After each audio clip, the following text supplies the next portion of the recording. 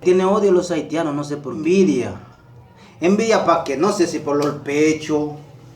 Y para que a veces los haitianos, mucho, que le da duro a los blanquitos, sea quien sea, donde sea, aunque sea por los chiquitos, por los grandes, por donde sea, le da duro los morenos. No sé si por eso. La envidia no te mata, te mortifica, brother. Yo no sé por qué que tienen la envidia a los haitianos. Dije, ese haitiano, ese que tiene... Mira lo que te voy a decir, brother. Sea quien sea.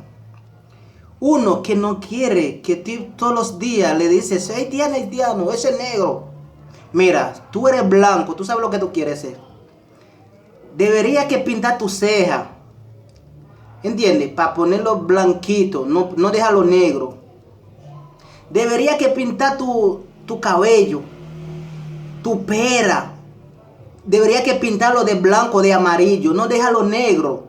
Tu caldero, tú deberías que fregarlos todos los días. No la deja que se ponte negro. Si deja se ponte negro, yo soy negro. Yo soy haitiano, donde sea que yo pase, brother. Yo soy haitiano, brother. Yo soy negrito, brother. Tú metes negro, brother, tú sabes.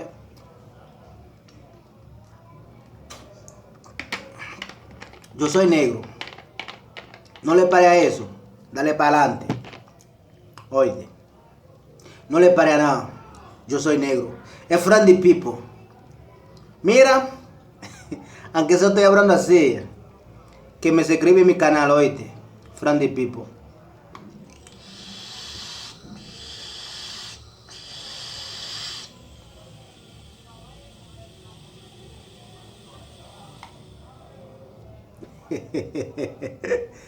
Oíste.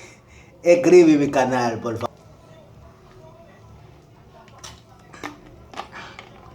Dale para allá, mis hijos. No le pare a nada. Oíste. Dios te lo bendiga. Yo no me critico a nadie. Sea quien sea, tú eres blanco, negro. Donde sea. No sé, brother. Yo no me critico a nadie, brother.